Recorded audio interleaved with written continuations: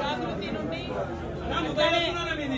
United పూలే front నుండి ఒక delegation అంతా కూడా పెద్దలు గౌరవనీయులు 45 సంవత్సరాలకు పైచిలకు మరి బీసీ ఉద్యమాలలో బహుజనుల ఉద్యమాలలో ప్రజాస్వామిక ఉద్యమాలలో అన్నిట్లో కూడా ఉమ్మడి ఆంధ్రప్రదేశ్ మొత్తం కూడా 50 మంది ప్రజలు గుర్తుపట్టేటటువంటి నాయకుడు గౌరవనీయులు పెద్దలు ఆర్ కృష్ణయ్య గారిని మరి మేమందరం కూడా యునైటెడ్ పూలే ఫ్రంట్ నుంచి తెలంగాణ జాగృతి నుండి కలిసి వారి మద్దతు కోరడానికి ఇక్కడికి రావడం జరిగింది.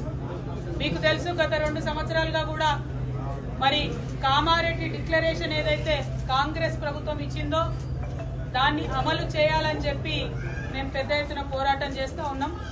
అందులో ప్రధానమైనటువంటి అంశం 42% రిజర్వేషన్లు బీసీలకు ఇచ్చినాకనే లోకల్ బాడీకి వెళ్లాలనేటటువంటి అంశం. ఆ అంశం మీద ప్రధానంగా పోరాటం చేయడం జరిగింది. దాని ఫలితంగా అసెంబ్లీలో 2 బిల్లులు కూడా పెట్టి మరి పాస్ చేయడం జరిగింది.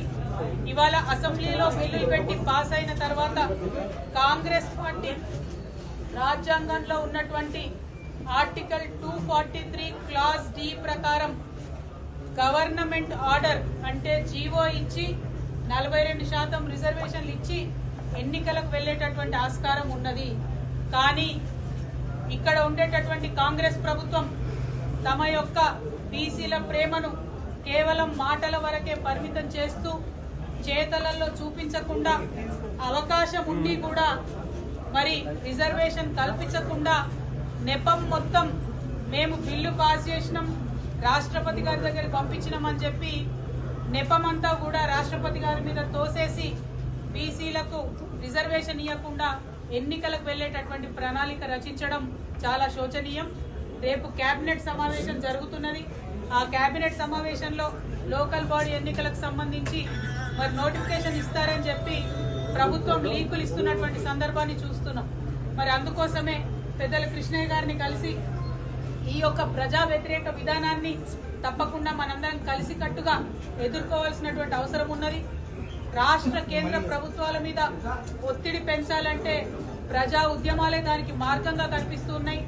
మరి రేల్ రోకో అనేటటువంటి నినాదంతో ఔరేక్ దక్కా బీసీ బిల్ పక్కా దానికోసమే రైల్ రోకో చేయాలనేటటువంటి ఒక మార్గాన్ని ఎన్నుకొని పెద్దలు ఆర్ కృష్ణయ్య గారి మద్దతు కోరడానికి తెలంగాణ జాగృతి తరఫున నేను, యునైటెడ్ పూలే ఫ్రంట్ తరఫున కన్వీనర్ శివశంకర్ గారు మరి మొత్తం అన్ని డెలిగేషన్ గా కూడా అందరం కూడా వారి దగ్గరికి రావడం జరిగింది.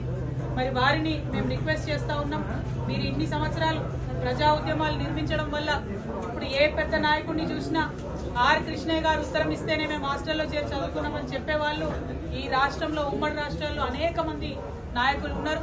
మరి అటువంటి నాయకులు ఉన్నటువంటి సందర్భంలో మీరు ఒక్క మాట చెప్పి ఈ ప్రజా ఉద్యమానికి మద్దతు ఇవ్వవలసిందిగా మిమ్మల్ని కోరడానికి ఇక్కడికి రావడం జరిగింది.